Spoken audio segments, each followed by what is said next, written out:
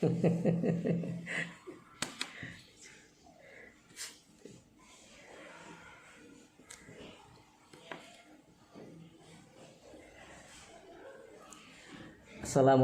warahmatullahi wabarakatuh. Bismillah, alhamdulillah, salatu wassalamu ala rasulillah, amma ba'd. Yang mulia, yang kita hormati, pepunden kita ya, sepuh kita, guru kita, Bapak Dr. Kiai Haji Hamim Jarkasi Putra MSI, Ibu Ustadzah, ibunya ya, Bu Yuria. Baru jumpa, alhamdulillah, senang sekali pada sore hari ini. Nanti mungkin tidak sedahsyat yang diceritakan ya. Kita paling nggak bisa ngomong ya, paling nanti 10 menit sudah. Kemudian nanti disambung entah dialog entah apa namanya. Yang kedua, kita nggak pandai berteori apalagi mengungkapkan dalil-dalil. Tapi kita ini pelaku ya, pelaku di pesantren Lintang Songo yang nanti mungkin kalau diperkenankan nanti bisa kita ceritakan seperti apa. Kalau pada dasarnya anak itu kayaknya anak-anak seperti biasanya, tapi ada yang tidak biasa di pesantren kita ya, ada 70 orang. Dari segi apapun tidak biasa, nanti bagaimana untuk menuju yang generasi yang solih, solihah, cerdas dan berkualitas. Yang berikutnya, sesungguhnya kalau filsafat Jawa dulu itu malah udah bener. Orang mendidik itu ada 3 kir. Kir itu yang pertama adalah pikir. Kemudian kir yang kedua ini adalah zikir. Dan kir yang ketiganya adalah dukir-dukir.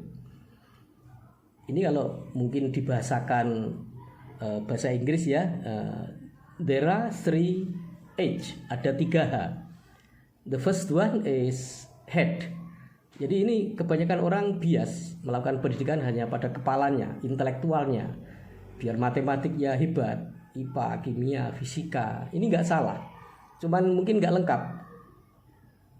Harus yang kedua adalah tentang heart, hati atau zikir. Ini agama ya, dan agama ini puncaknya adalah akhlak. Kemudian yang ketiga adalah dukir-dukir. In the English is hand atau tangan. Mungkin sekarang dikenal dengan entrepreneur atau mungkin dikenal dengan life skill. Betapa indah ketika tidak ada apa ya istilahnya pemisahan dalam pendidikan yang menyatu antara pikir, kemudian zikir, kemudian apa namanya tentang keterampilan. Nah sekarang repotnya ini banyak orang tua, kita juga orang tua ya dibanding yang muda, itu nggak ngerti, cuman punya dream, keinginan agar anak-anak menjadi anak-anak yang kalau orang Jawa bilang itu adab asor, lembah mana, sopan santun pada orang tuanya.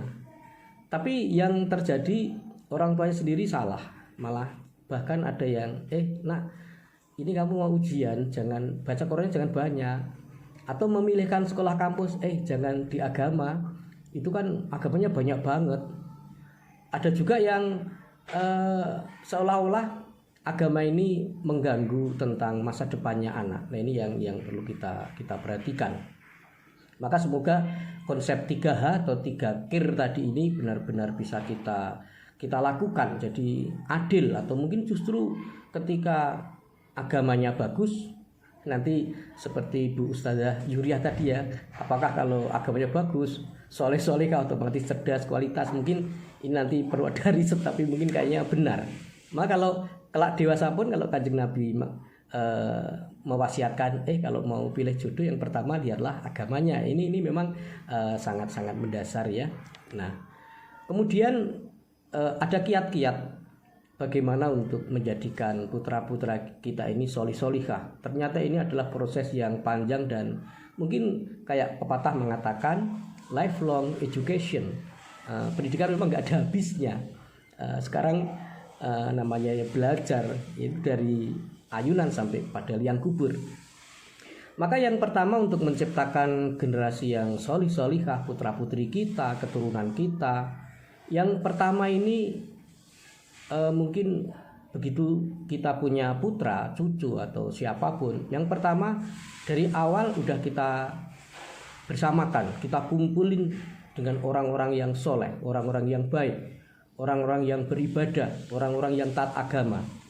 Ibaratnya mungkin nyetrum ya. Jadi orang itu kan tinggal siapa lingkungannya. Ketika dengar Al-Quran, dengar azan, ngerti orang jamaah, ngerti orang yang bersopan santun, ini mungkin akan sangat membekas.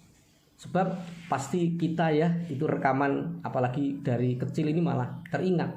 Kita kan masih teringat juga bagaimana kita SD kawannya siapa, guru agamanya siapa, dulu kalau main di mana. Kayaknya baru seminggu yang lalu ya, artinya rekaman anak-anak ini sangat tajam. Maka yang pertama harus kita kumpulkan dengan orang-orang yang soleh, orang-orang yang bagus, orang yang berkarakter, bernilai.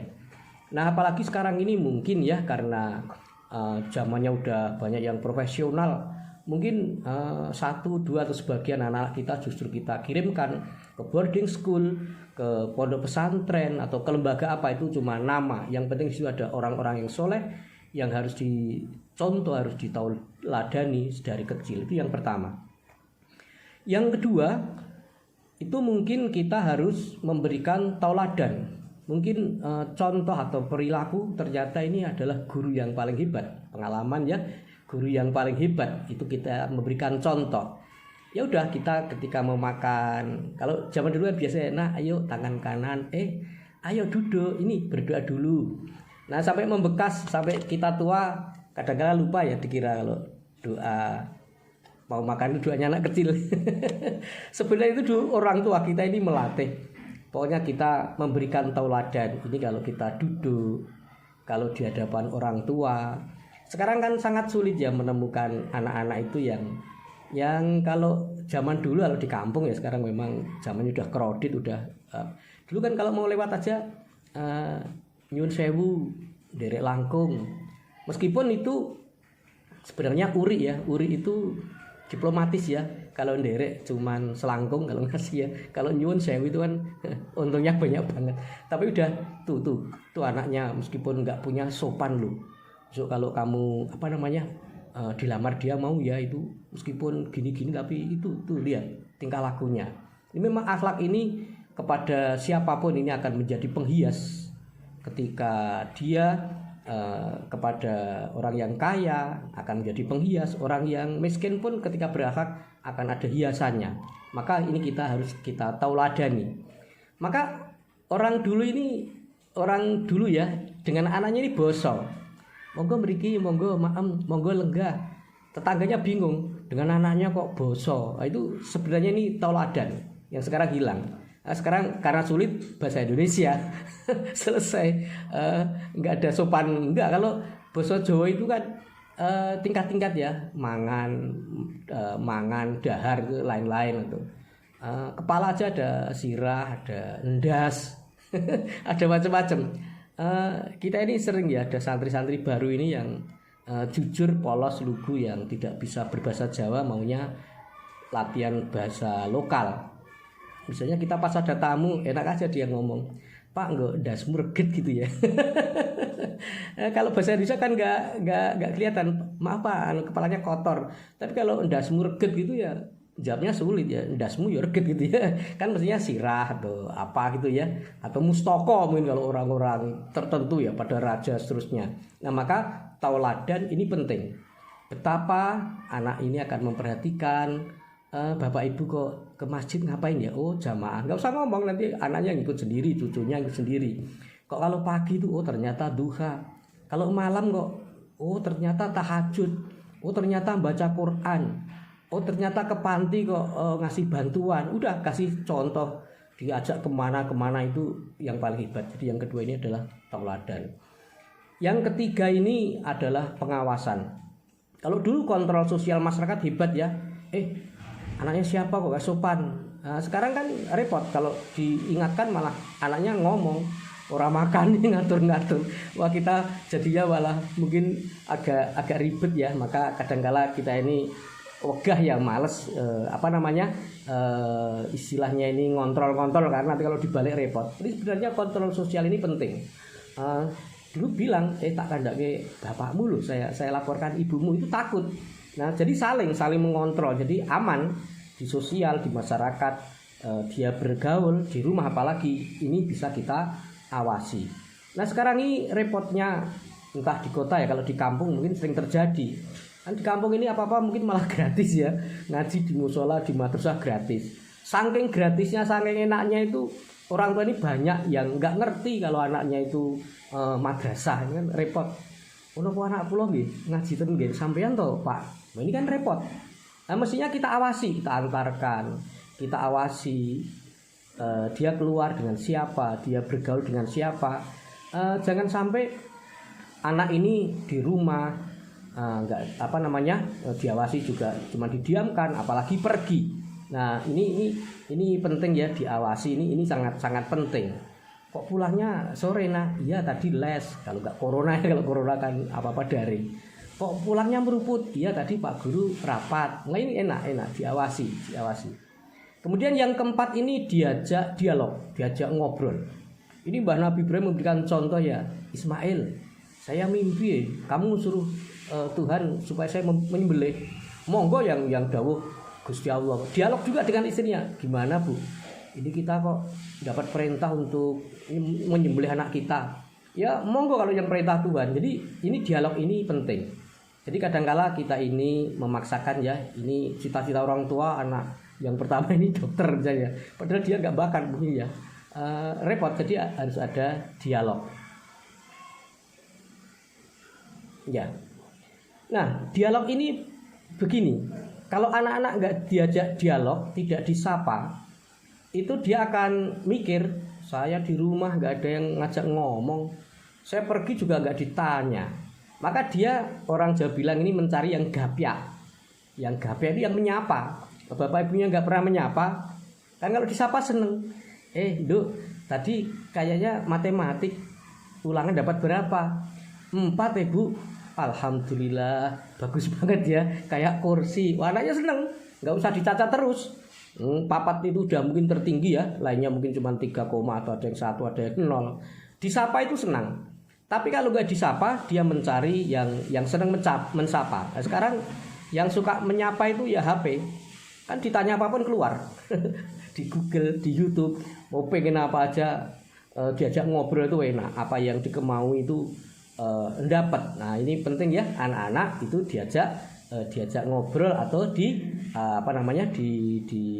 diajak dialog. Dan yang terakhir ini selaku muslim, kita pasti diajarkan ya, kita ini kan cuma ikhtiar usaha, tapi Allah sang penentu. Kan yang punya showroom ya, dealer, sang dealer ini Allah. Dan Allah ini maha semau gue. Jadi misalnya ini kan target kamu gini menjadi gini, kan banyak para petani kecewa, mutung, atau bahkan mungkin kok tidak target, udah mahal, pupuknya mahal, perawatannya mahal, rumah saya wis gini akan begini. Tapi enggak, semau gue Allah, terserah mau saya panenkan banyak atau bahkan enggak panen. Anak juga begitu, udah kita sekolahkan, kita pondokkan, kita ragati. Maka termasuk ikhtiar yang paling pokok ini adalah doa. Sebab orang yang tidak mau berdoa ini termasuk sombong. Maka dikatakan doa mukhul ibadah. Ya justru ibadah yang paling top itu adalah doa. Jadi doa ini adalah ikhtiar yang paling pol. Jadi kalau kita nggak mau berdoa sombong, mesti kuliah ke larang-larang, mesti dadi ngene ngono, ternyata enggak. Nah, maka ini ya kita boleh main semacam target. Tapi target ini tidak mutlak, maka kita dianjurkan untuk doa. Mungkin itu pengantar ya. Nanti kita buka ya tentang bagaimana suka dukanya di pesantren kita, yang kapan-kapan bisa rawuh ya sambil metik-metik sayur, sambil macam-macam lah, nanti sambil dongeng-dongeng tentang anak-anak itu ternyata tidak seperti yang kita bayangkan. Kalau di sekolah, kuliah, pesantren lain kan ada klasikal nih, ada yang MI, MTS, SMP, SMA. Di kita ini nggak bisa, paling kecil 3 tahun, paling besar sekarang ada 59 tahun. Dari segi akal juga macam-macam, nanti kita bisa dongeng tapi semuanya digiring untuk biar menjadi orang yang berkualitas ya, tentu menurut levelnya masing-masing. Mungkin itu Bu Ustazah Zuhriah. Kita takut kalau salah banyak ngomong nanti banyak kurangan salahnya. Monggo dikembalikan sementara.